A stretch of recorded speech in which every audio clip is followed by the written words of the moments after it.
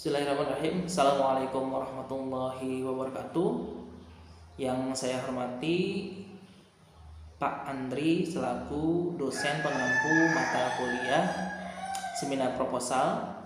Perkenalkan, saya Muhammad Juandi, mahasiswa Pascasarjana Universitas Indraprasta, program studi Pendidikan Matematika dan Ilmu Pengetahuan Alam dengan NPM 2024-72787. Pada kesempatan kali ini, saya akan mempresentasikan terkait dengan proposal tesis penelitian saya yang berjudul Pengaruh Kemandirian Belajar dan Efikasi Diri terhadap Pemahaman Konsep IPA, Survei pada SMP swasta di Kabupaten Bogor. Latar belakang penelitian saya adalah pendidikan pada saat ini menuntut peserta didik untuk memiliki keterampilan esensial abad ke-21 seperti berpikir kritis, kemampuan berkomunikasi, berkolaborasi, serta memecahkan masalah kompleks agar mampu bersaing di tingkat global. Sejalan dengan tuntutan tersebut, terjadi pergeseran paradigma yang awalnya pembelajaran ini berpusat pada guru menuju pembelajaran yang berpusat pada peserta didik. Kondisi ini menuntut para peserta didik untuk lebih aktif dan mandiri dalam belajar, serta memiliki pemahaman konsep yang kuat pada setiap pelajaran, termasuk ilmu pengetahuan alam.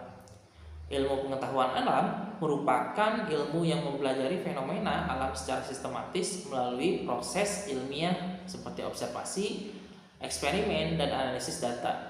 Pembelajaran IPA tidak hanya meningkatkan penguasaan fakta dan rumus, tetapi juga mengembangkan cara berpikir ilmiah dan pemecahan masalah yang tercermin dalam pemahaman konsep. Namun kenyataannya pemahaman konsep IPA peserta didik SMP di Indonesia ini masih tergolong rendah. Hasil PISA tahun 2022 ini menunjukkan bahwa skor literasi sains peserta didik Indonesia ini berada di bawah rata-rata para peserta OECD. Mayoritas peserta didik hanya mampu mengenali informasi ilmiah sederhana, tetapi belum mampu menjelaskan fenomena secara ilmiah, menafsirkan data, maupun menggunakan konsep sains untuk memecahkan masalah dalam konteks kehidupan nyata. Nah, rendahnya pemahaman konsep IPA tersebut juga diperkuat oleh hasil penelitian sebelumnya. Penelitian oleh Jannah dan Hidayati menunjukkan bahwa rata-rata pemahaman konsep IPA peserta didik SMP hanya mencapai 44% dengan kemampuan menjelaskan dan menafsirkan konsep berada pada kategori rendah. Berbagai penelitian menunjukkan bahwa faktor internal seperti berbagai penelitian menunjukkan bahwa faktor internal peserta didik, khususnya kemandirian belajar dan efikasi diri, berperan penting dalam meningkatkan pemahaman konsep. Kemandirian belajar membantu peserta didik mengelola proses belajarnya sendiri, sedangkan efikasi diri membangun keyakinan dan ketekunan dalam menghadapi tugas belajar. Namun demikian, kajian yang secara khusus mengintegrasikan kemandirian belajar dan efikasi diri terhadap pemahaman konsep IPA peserta didik SMP ini masih terbatas. Oleh karena itu, penelitian ini dilakukan untuk mengkaji pengaruh kemandirian belajar dan efikasi diri terhadap pemahaman konsep IPA pada peserta didik SMP swasta di Kabupaten Bogor. Nah, berdasarkan latar belakang yang telah saya jelaskan, maka penelitian ini diarahkan untuk menjawab beberapa pertanyaan penelitian yang dirumuskan dalam rumusan masalah. Rumusan masalah dalam penelitian ini disusun untuk mengkaji keterkaitan faktor internal peserta didik dengan pemahaman konsep. Fokus utama penelitian ini adalah pemahaman konsep IPA sebagai variabel terikat yang diduga dipengaruhi oleh kemandirian belajar dan efikasi diri sebagai variabel bebas. Nah, rumusan masalah yang pertama dalam penelitian ini adalah apakah terdapat pengaruh kemandirian belajar dan efikasi diri secara bersama-sama terhadap pemahaman konsep IPA peserta didik SMP swasta di Kabupaten Bogor. Rumusan masalah ini diajukan untuk melihat sejauh mana kedua variabel internal tersebut ketika dipertimbangkan secara simultan berkontribusi terhadap pemahaman konsep IPA peserta didik. Kemudian rumusan masalah yang kedua adalah apakah terdapat pengaruh kemandirian belajar terhadap pemahaman konsep IPA peserta didik SMP swasta di Kabupaten Bogor? Nah, pertanyaan ini difokuskan untuk mengetahui peran kemandirian belajar secara parsial, yaitu kemampuan peserta didik dalam mengelola dan mengarahkan proses belajarnya sendiri terhadap tingkat pemahaman konsep IPA yang dimiliki. Lalu selanjutnya, rumusan masalah yang ketiga adalah apakah terdapat pengaruh efikasi diri terhadap pemahaman konsep IPA peserta didik SMP swasta di Kabupaten Bogor? Nah, rumusan masalah ini bertujuan untuk mengkaji pengaruh keyakinan peserta didik terhadap kemampuan dirinya sendiri dalam memahami dan menyelesaikan tugas pembelajaran IPA terhadap pemahaman konsep yang dicapai.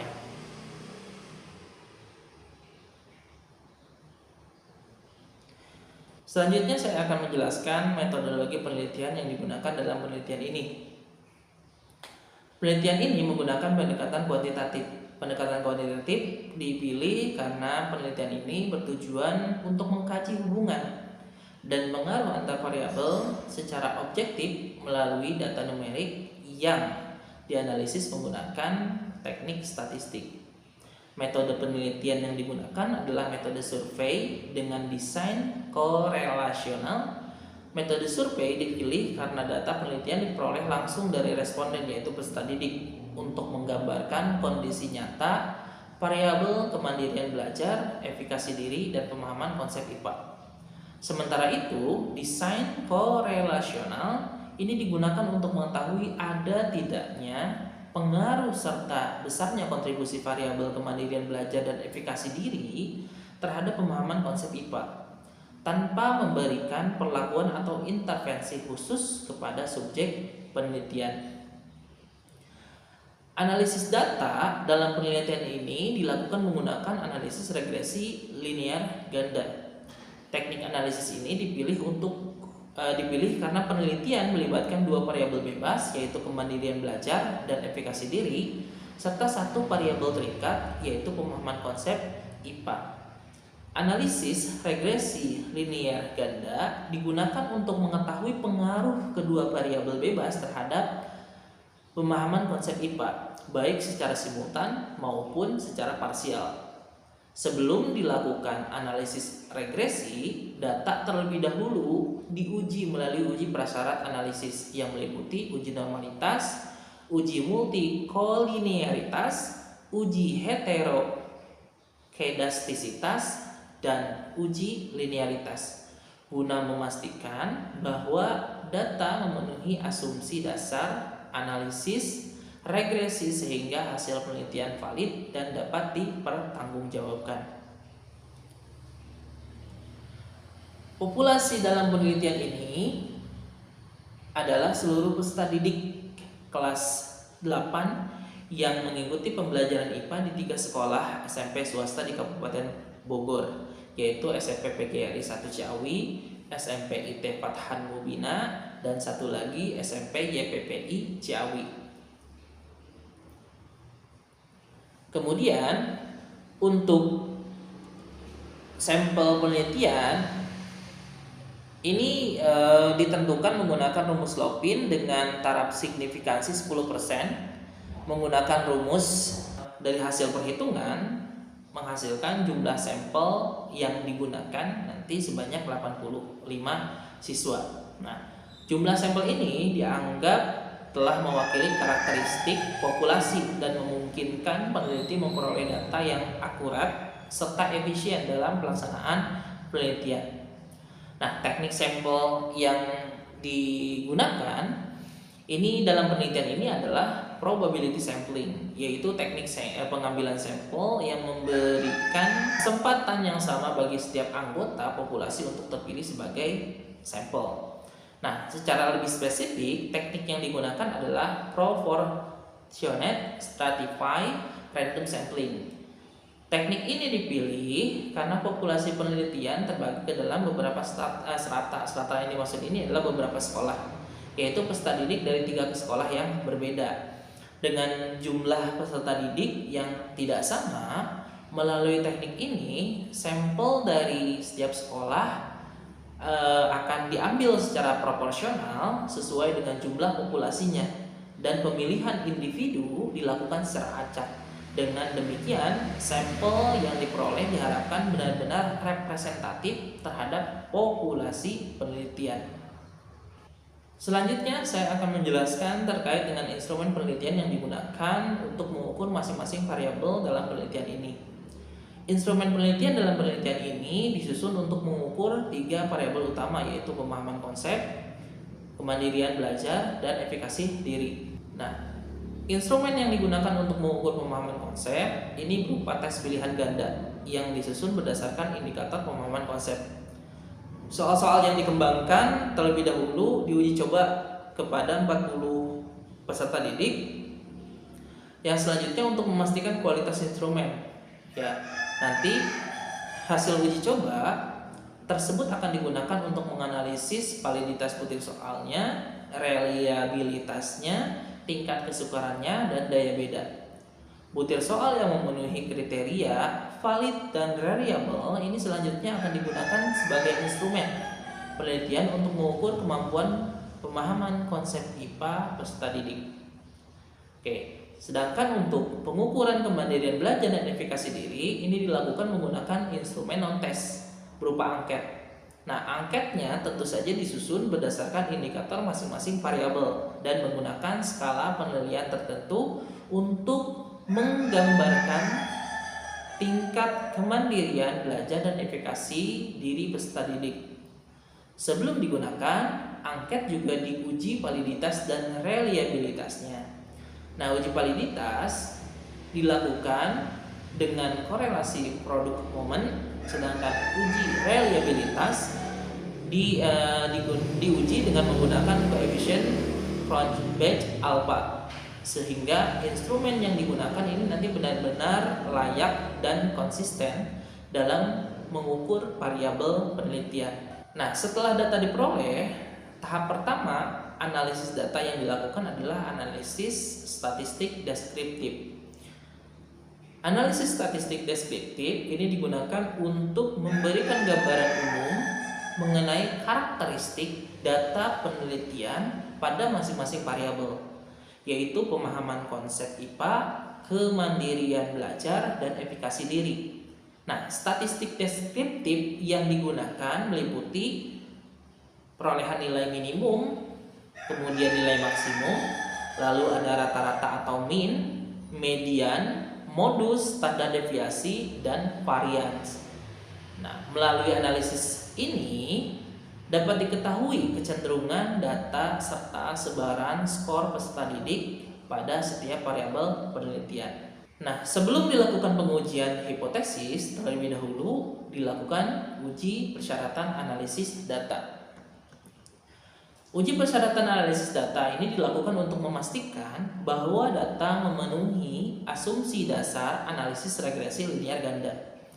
Uji yang dilakukan meliputi uji normalitas, kemudian uji multikolinearitas, lalu ada uji heterokedastisitas, kemudian ada uji Galat, dan satu lagi uji linearitas regresi.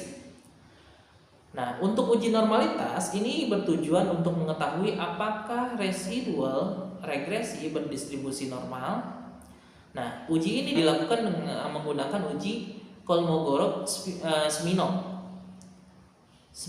ya, dengan kriteria bahwa data dinyatakan berdistribusi normal apabila nilai signifikansinya itu lebih besar dari 0,05. Sedangkan uji multikolinearitas ini dilakukan untuk memastikan tidak terdapat korelasi tinggi antar variabel bebas dengan kriteria nilai toleransinya lebih dari 0,1 dan nilai VIF-nya ini kurang dari 10. Oke. Nah, yang berikutnya adalah uji heteroskedastisitas. Ini bertujuan untuk mendeteksi adanya ketidaksamaan varian residual. yang dapat diuji menggunakan uji laser atau dengan melihat pola sebaran residualnya. Kemudian selanjutnya uji linearitas ini dilakukan untuk memastikan bahwa hubungan antara variabel bebas dan variabel terikat ini bersifat linear dan kriteria nilai signifikan deviasi from linearity ini lebih dari 0,05. Gitu.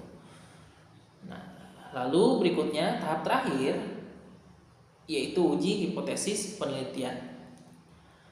Tahap terakhir dalam analisis data adalah pengujian hipotesis penelitian. Pengujian hipotesis penelitian dalam penelitian ini dilakukan menggunakan analisis regresi linear ganda. Analisis ini digunakan untuk mengetahui pengaruh kemandirian belajar dan efikasi diri terhadap pemahaman konsep IPA, baik secara simultan maupun parsial. Nah, secara simultan pengujian akan dilakukan menggunakan uji F untuk mengetahui apakah kemandirian belajar dan efikasi diri ini secara bersama-sama berpengaruh signifikan terhadap pemahaman konsep IPA.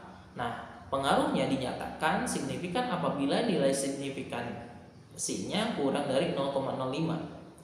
Kemudian untuk secara parsial atau masing-masing, pengujian dilakukan menggunakan uji T untuk mengetahui pengaruh masing-masing variabel bebas, yaitu kemandirian belajar dan efikasi diri terhadap pemahaman konsep IPA.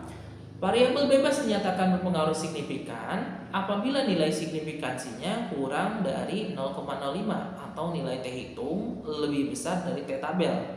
Selain itu, dilakukan perhitungan koefisien determinasi untuk mengetahui besarnya kontribusi variabel bebas terhadap variabel terikat. Demikian presentasi proposal tesis penelitian saya. Mohon maaf apabila ada kesalahan selama presentasi. Terima kasih banyak.